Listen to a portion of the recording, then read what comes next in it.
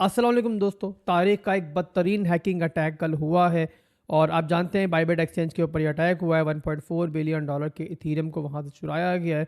और इसके बाद अब क्रिप्टो मार्केट कहाँ पे जाती हुई दिख रही है, हमें कमिंग डेज के अंदर क्या होता हुआ दिख रहा है, वही हम डिस्कस करेंगे कि इस बड़े हैकिंग अटैक के बाद हमें क्रिप्टो मार्केट जो है आने वाले दिनों के अंदर क्या करती हुई दिख रही है। तो बिना किसी देरी की वीडियो को स्टार्ट करते हैं और सबसे पहले डिस्कस करते हैं कि आखिर कल हुआ क्या। तो यहाँ पर जो बाइबिट एक्सचेंज है वो सामने आई और उन्होंने बाकायदा ये अनाउंस किया कि 1.4 बिलियन डॉलर का एक बड़ा हैकिंग अटैक हुआ है।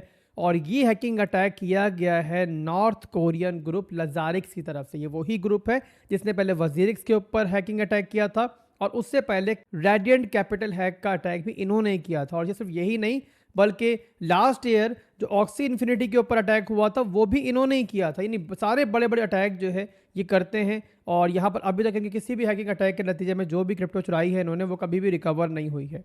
तो बहरहाल पूरी मार्केट कल हिली। बट यहाँ पे कुछ अच्छी चीज़ें भी देखने को मिली हमें, जैसे कि यहाँ बाइबिट एक्सचेंज के जो सीईओ थे वो बाकायदा ऑनलाइन आए और लोगों को बताते रहे कि आपको घबराने की ज़रूरत नहीं है। जो भी यहाँ से क्रिप्टो चुराई गई है किसी भी यूजर को उससे कोई फ़र्क नहीं पड़ेगा। बाइबिट एक्सचेंज का रेवेन्यू इतना ज़्यादा है कि बाइबिट एक्सचेंज को इतने बड़े अटैक से भी कोई फ़र्क नहीं पड़ेगा। और सिर्फ यही नहीं बल्कि बाकी तमाम एक्सचेंजेस जैसे कि बाइनेंस को देख लो, बिटगेट एक्सचेंज को देख लो, ये सब लोग सामने आए। और बाकायदा बाइनेंस ने तो कुछ बड़ा अमाउंट जो है वो बाइबिट के ऊपर ट्रांसफर भी फौरी तौर पे किया ताकि वहाँ पर जो है ना कोई भी लिक्विडिटी प्रॉब्लम ना आए। इसके अलावा बिटगेट एक्सचेंज के जो सीईओ हैं उनका बयान भी सामने आया। उन्होंने भी कहा कि हम भी पूरी सपोर्ट करेंगे। इसके अलावा जस्टिन सन सामने आए, उन्होंने बहुत सारी तजावीज़ दी। बाकायदा यहाँ पर जो है बहुत सारे पैकेजेस अनाउंस हुए बाइबिट एक्सचेंज के लिए। तो यहाँ पे ओवरऑल हमें जो है ना पूरी क्रिप्टो कम्युनिटी जो है इस मुश्किल वक्त के अंदर बाइबिट के साथ खड़ी हुई दिखी, जो कि देखने में काफ़ी अच्छा लग रहा था।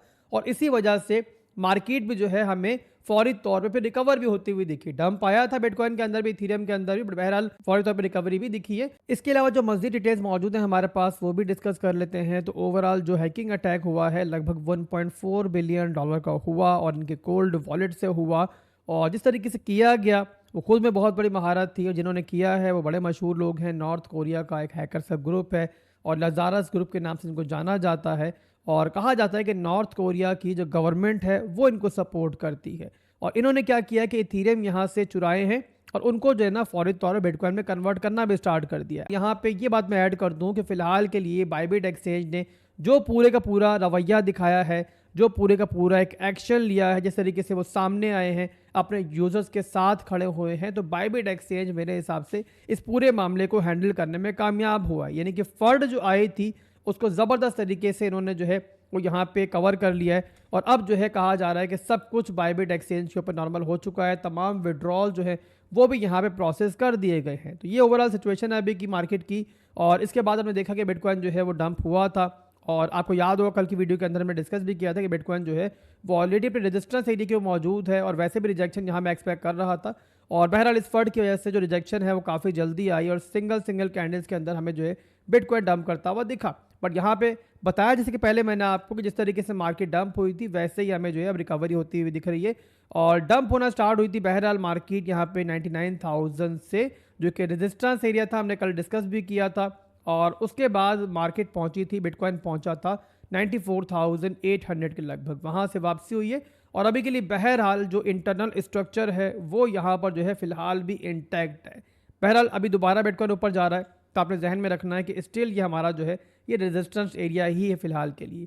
और यहाँ मैं ये चीज़ ऐड कर दूँ कि बिटकॉइन को लेकर वैसे भी जो है ना लोग ज़्यादा कंसर्न भी नहीं है। मैं खुद कंसर्न नहीं हूँ, बल्कि मैं तो ये चाह रहा हूँ कि बिटकॉइन जो है इसी रेंज में कंसोलिडेट करता रहे। जितना ज़्यादा करेगा उतना ही ज़्यादा मार्केट के लिए अच्छा है, क्योंकि बिटकॉइन की कंसोलिडेट करने की वजह से, ज़्यादा देर करने की वजह से जो है ना फिर यहाँ पर जो है चांसेस होते हैं कि बिटकॉइन डोमिनेंस जो है वो गिरना स्टार्ट कर दे, जो कि ऑलरेडी रेजिस्टेंस एरिया में मौजूद है।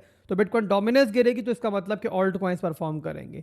अब यहाँ पे चार्ट को कन्वर्ट करता हूँ मैं इथीरियम की तरफ और वहाँ पर दिखाता हूँ कि इथीरियम में क्या चल रहा है। इथीरियम के बारे में जानते हैं आप लोग, मैं काफ़ी दिनों से आपसे डिस्कस कर रहा हूँ कि इथीरियम जो है मुझे यहाँ पर जो है ना मिड टर्म के अंदर एक अच्छी परफॉर्मेंस देता हुआ दिख रहा है। हालांकि इतना बड़ा हैकिंग अटैक हुआ है इसके ऊपर, बट इसके बावजूद आप देखो कि यहाँ पर जो भी डंप आया था वो फौरी तौर पर रिकवर भी हो चुका है। और यहाँ पे कुछ लोग बोल रहे हैं कि भाई अगर इन हैकर्स ने इथीरियम को बेचा तो एक सेल प्रेशर आएगा। और मेरे हिसाब से इथेरियम को जो है ना $1.4 बिलियन का जो सेल प्रेशर है उससे खास फर्क नहीं पड़ना चाहिए। अगर पड़ता भी है तो मेरे हिसाब से जो है ना बाइंग अच्छी खासी नीचे के लेवल पे हो जाएगी और दोबारा जो है ना फिर इथेरियम जो है रिकवर भी हो जाएगा, क्योंकि यहाँ पर इस वक्त जो है ना इंस्टीट्यूशनल इंटरेस्ट जो है वो इथेरियम के अंदर हमें बढ़ता हुआ दिखाई दे रहा है। और इसीलिए इथेरियम जो है आपको दिख रहा होगा यहाँ पर जो है ना एक वॉल्यूम हमें दिखा रहा है। अब यहाँ पे टेक्निकली बात करें तो इथेरियम जो है एक बहुत छोटी सी रेंज के अंदर जो है काफ़ी देर से कंसोलिडेट कर रहा है। ये आपको दिख रहा होगा, इसी रेंज के अंदर इथेरियम जो है कंसोलिडेट कर रहा है और ओवरऑल हमें दिख रहा है कि इथेरियम जो है ट्राई कर रहा है इस रेजिस्टेंस एरिया को ब्रेक करने की। अगर तो ये रेजिस्टेंस एरिया ब्रेक हो जाता है और इथेरियम इस तरीके से ब्रेकआउट करके खास तौर पे इस ट्रेंड लाइन को तोड़ देता है जो कि 2900 के ऊपर है, तो यहाँ पर दोस्तों ना सिर्फ के इथेरियम के लिए बल्कि ऑल्ट कॉइन्स के लिए भी ये काफ़ी अच्छा हो सकता है। तो यहाँ पर जो ना आप इस रेजिस्टेंस एरिया पे नज़र रखो, अगर ये एरिया ब्रेकआउट करता है तो रिटेल्स के अंदर भी काफ़ी एंट्रीज जो है आप लोगों की बन सकती है, ना सिर्फ के इथेरियम के अंदर बल्कि बाकी ऑल्ट कॉइन्स के अंदर भी। इसके अलावा काफ़ी दिनों से वैसे मैं आपको बोल रहा हूँ कि इथेरियम के अंदर बाइंग अगर आपकी नहीं है तो आप जो है पार्ट्स के अंदर इन लेवल्स के ऊपर जो है इथेरियम को एक्यूमुलेट कर सकते हो। एनीवेज यहाँ पे आप लोग जो है या तो ब्रेकआउट का वेट करो या फिर ब्रेकडाउन होता है तो नीचे के लेवल्स के ऊपर नई बाइंग कर सकते हो। इसके अलावा कुछ मजीद ऑल्ट कॉइन्स भी डिस्कस कर लेते हैं जिनके बारे में आपने कमेंट्स में पूछा है और मैं ट्राई कर रहा हूँ कि उन ऑल्ट कॉइन्स को शामिल करूँ कि जिनके बारे में ज़्यादा लोगों ने पूछा है। तो पहला ऑल्ट कॉइन शामिल कर रहा हूँ मंत्रा OM। ये वो ऑल्ट कॉइन है कि जिसको हमने भी एक्यूमुलेट किया था बहुत नीचे और जाहिर सी बात है वहाँ से बहुत ऊपर चल रहा है। ये वो ऑल्ट कॉइन है जो पूरी मार्केट से अलग ही चल रहा होता है। ये नवाब का बच्चा जो है ना अलग ही धुन में चल रहा होता है। बहरहाल यहाँ पे आपको दिख रहा होगा कि ना सिर्फ के डेली के अंदर, वीकली के अंदर, बल्कि इंटरनल स्ट्रक्चर के अंदर भी जो है ना मुसलसल जो है अब यहाँ पे अप ट्रेंड के अंदर ही हमें दिख रहा है। इस टाइम जो है ना अपने ट्रेंड लाइन की सपोर्ट पे ये आपको दिख रहा होगा, ये देखें यहाँ पे ट्रेंड लाइन की सपोर्ट है, इसको ये होल्ड कर रहा है और इसके अलावा यहाँ पर जो है ना हायर हाइज हाई लोज के अंदर भी मौजूद है। इसके अलावा चार्ट को मैं कन्वर्ट करता हूँ मजीद स्मॉलर टाइम फ्रेम के अंदर, वहाँ पे आपको मजीद क्लियरिटी मिलेगी कि यहाँ पर भी जो है ना अपना स्ट्रक्चर जो है फिलहाल के लिए होल्ड कर रहा है। अब एज लॉन्ग एज ये वाली सपोर्ट ही होल्ड रखता है, इसको ब्रेक नहीं करता, तो हम जो है ना कुछ इस टाइप का मूव जो है इसमें देख सकते हैं। और यहाँ पे ये एरियाज जो है ना 7.9 का हो गया या फिर ये वाला हाई जो हो गया 8.4 का, ये जो है ना ये लेके जा सकता है। और इस पूरे सिनेरियो का जो इनवैलिडेशन होगा वो ये होगा कि अगर ये अपने स्ट्रॉन्ग लो के नीचे जो है क्लोजिंग ले लेता है, ये है इसका स्ट्रॉन्ग लो, अगर इसके नीचे क्लोजिंग हो जाती है तो इसका मतलब ये है कि स्ट्रक्चर जो है वो ब्रेक हो चुका है। तो ये हो गया मंत्रा। इसके बाद जो अगला ऑल्ट कॉइन हम देखेंगे, काफ़ी लोगों ने इसके बारे में भी पूछा है, वो है नेयर प्रोटोकॉल। ये वो ऑल्ट कॉइन है जो काफ़ी अच्छा ऑल्ट कॉइन है, फंडामेंटली बहुत अच्छा है, बट बहरहाल इस टाइम बुराई चल रही है इसकी। वीकली के अंदर पहले डिस्कस करेंगे इसको। वीकली के अंदर आपको दिख रहा होगा कि अपना स्ट्रक्चर जो है ये ऑलरेडी ब्रेक कर चुका है। ये था इसका लो एरिया, उसको तोड़ा है इसने, नीचे क्लोजिंग दी और अब यहाँ पर जो है एक लोअर हाई के मूव के अंदर है। तो मैक्रो लेवल के अंदर बहरहाल अपना स्ट्रक्चर ये तोड़ के इस टाइम यहाँ पे लोअर लोज लोअर हाइज बना रहा है।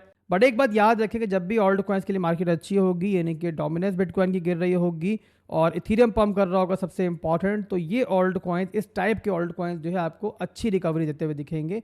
यहाँ पर जो लोग भी इसको होल्ड कर रहे हैं और बड़े लॉस के अंदर हैं तो मेरे हिसाब से वो स्टिल होल्ड कर सकते हैं। और अगर नीचे के लेवल्स के ऊपर मौका मिलता है आपको और डीसी करने की आपके पास कैपेबिलिटी है तो आप कर सकते हो, अदरवाइज नहीं कर सकते तो सिंपली जो है आप इसको होल्ड कर सकते हो। इसके अलावा चार्ट को कन्वर्ट करता हूँ डेली के अंदर और वहाँ पे दिखाता हूँ कौन सा ऐसा लेवल है, कौन सा ऐसा जोन है जो बड़ा इंपॉर्टेंट है। तो यहाँ पर मेरे भाइयों ये वो जोन है जिस पे आप लोगों ने नज़र रखनी है। जिस टाइम ये वाला एरिया जो है ना यहाँ पे लिंक ब्रेक करता है तो वही मौका होगा जिस टाइम जो है ना आप उम्मीद कर सकते हो कि दोबारा से जो है ना नियर एक अच्छी परफॉर्मेंस देने की तरफ जा रहा है। तो ये बनता है 4.726 का एरिया, इस पे नज़र रखो। जिस टाइम भी ब्रेक हो समझ आना कि उसके बाद जो है ना नियर का भी अच्छा वक्त आ सकता है। तो अभी के लिए दोस्तों बस इतना ही था, ज़्यादा ऑल्ट कॉइन्स इस वीडियो में शामिल नहीं कर पाएंगे और बहुत कुछ मजीद भी इस वीडियो में था। वीडियो ऑलरेडी लंबी हो गई है तो रात में एक और वीडियो बनाऊंगा इंशाल्लाह और उसमें सिर्फ और सिर्फ मैं ऑल्ट कॉइन्स डिस्कस करूंगा और वो तमाम ऑल्ट कॉइन्स कौन से होंगे जो आपने कमेंट से मुझसे पूछे हैं। बट इसके लिए आप लोगों ने इस वीडियो पे ढेरों कमेंट करने हैं, ढेरों लाइक्स करने हैं, तभी मुझे मालूम पड़ेगा कि आप लोगों को मेरा इंतज़ार है। और अगर आप लोगों को मेरा इंतज़ार रहता है तो भाई मुझे भी खुशी होती है कि मैं दिन की 2 क्या 3 वीडियोज़ भी बनाऊँ, बट आपका इंटरेस्ट मुझे दिखना चाहिए। अभी के लिए बस इतना ही था, फिर मिलेंगे चलो बहुत जल्द। दुआ में याद रखिएगा। अल्लाह हाफिज़।